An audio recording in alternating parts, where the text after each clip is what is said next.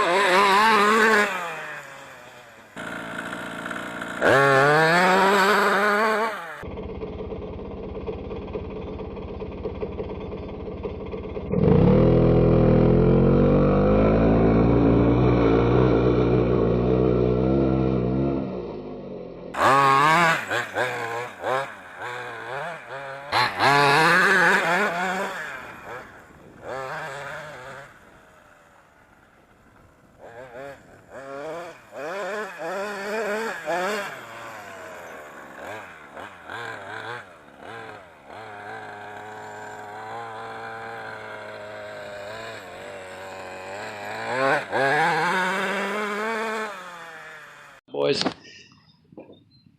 got her off the shelf. It's Sunday, as you can see. It's beautiful out, and I decided to take it out for a little bit. I charged up a 5,000 milliamp Nyma battery that I use in the Baja, one of those old Venoms, and took it for a rip.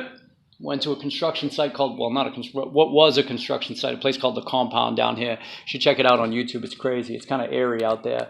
But I took the Losi, or whatever the hell you want to call it at this point, King Motor, a few weeks ago, and I had a good time with it. So I decided, you know what, I'm going to get this thing running, and I'm going to take it out there and see what happens. Because I haven't really had much runtime with this thing. I recently put a new steering servo in it, one of those, I don't know what the hell they're called, one of those, you know, Amazon $45 servos, and it works really well. The steering is great in this truck, and one thing I can say about this chassis is it handles completely different than anything else, you know, as far as like the Losi, the 5T platform versus the Baja platform.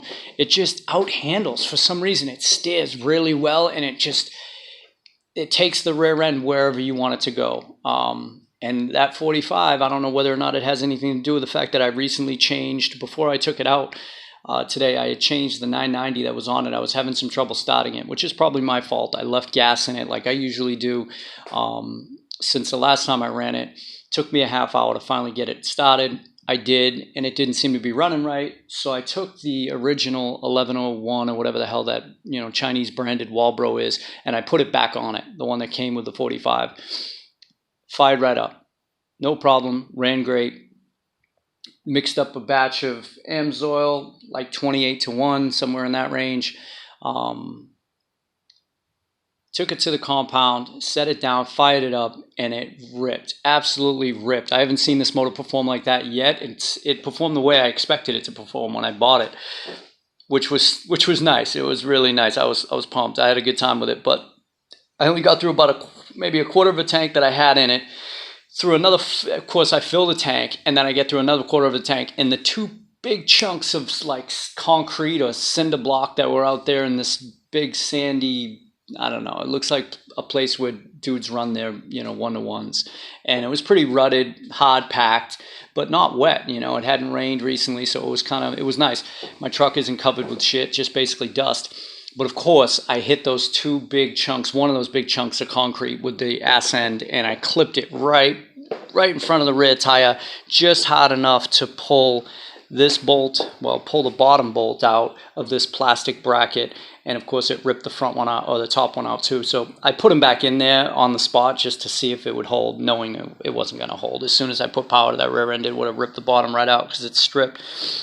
So it looks like I'm going to be upgrading to those Vertigo ones, I guess. So that'll give me something to spend money on, of course, once again. But I'm looking forward to it now because this truck runs great. It handles unbelievably, man. The way this platform handles versus like a low C5T or a Baja platform is completely different. I think it steers better. It carries its weight better. It's like it transfers differently, and it kind of just, wherever you point it, man, it goes. And it's quick. It like reacts quick. It's crazy because the thing weighs a ton. You wouldn't expect it to perform like that. And it soaks up like it was real rutted out there, and you'll see that it just soaks that shit up. Didn't have one single problem with the shocks. I might be able to attribute that to these new Galante Performance limiting straps, but I don't know. I mean, either way, the straps are awesome. They work great, but that suspension kicks ass too, man. It's a unique platform, and I'm glad I ended up with it because I had a lot of fun with it, and I can't wait to take it back out. I got some bad news. You'll probably, well, you may have noticed, I didn't post a track video last week, or the week before, whatever it was, because it was canceled due to low turnout, which really sucks because at one point we had a half a dozen to a dozen guys coming on a regular basis, and it was a good, it was enough for the dude that owns the track to say, all right, this is worth it, but then it started dwindling down. And you'll notice in the last couple videos, there's maybe 4 trucks out there, 3 trucks out there, 4, including the dude that owns the track. You know what I mean? And it's a lot of work for him to maintain it. Of course, yeah, so he's done with the track days. And I don't know, maybe he'll level it, maybe he'll change his mind.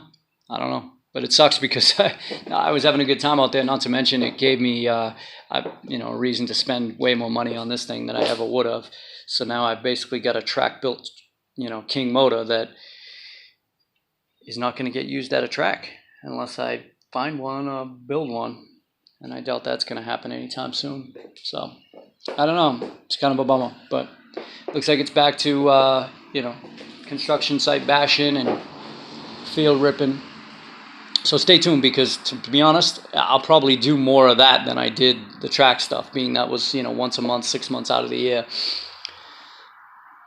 What I was struggling with this truck for the longest time was top end. Like it seemed like it didn't have the RPM it needed, or it was running out of gear. I don't know. It just was frustrating because it would take off real quick. It would have a lot of low end torque, but then it would just kind of it just wouldn't go. It wouldn't wind out and go. And today you can see it just did the exact opposite of that, man. It ripped at high RPM.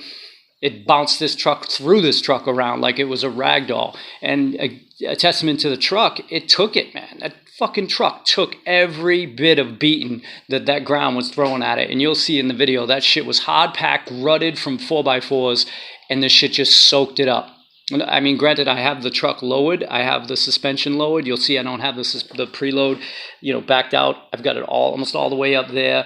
And, same goes for the rear. I've got it all the way up there because it seems to perform better lower to the ground. Those tires, I can't say enough about those Mad Max tires, man. Them things kick ass. And I also found out that the foams in them are a lot hotter than these Rovan foams. And the hotter foam seems to perform a lot better, man. I'm done with those soft foams. Like those, the 2 brand new foams I bought for the rear of that, they turned out to be way hotter than the ones that were on it, which the ones that are on it are from the King motor setup, the original King motor setup. So I decided to put them up front because that's where most of the power explodes on that. And I figured, all right, well, I'm going to have the hotter foam up front.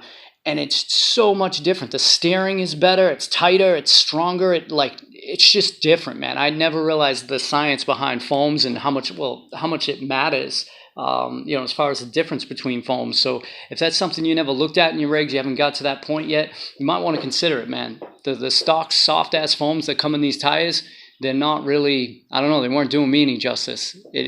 Although I put the brand new hard front ones and, hard ones in the front, and I left the soft ones in the back. And in that last video, it performed awesome, which to be honest, I think I want to leave it like that. The hotter foam up front, and the softer one out back. So in this case, I got hotter out back, softer up front, because this is that stock Rovan shit, which I don't know. And maybe I'm just reading into it too much. I don't know. I do need to order the outer filter for this setup.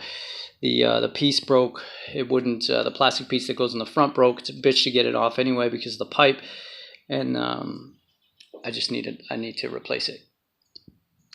So yeah, enough rambling. Thanks for watching, guys. I'll see you next time.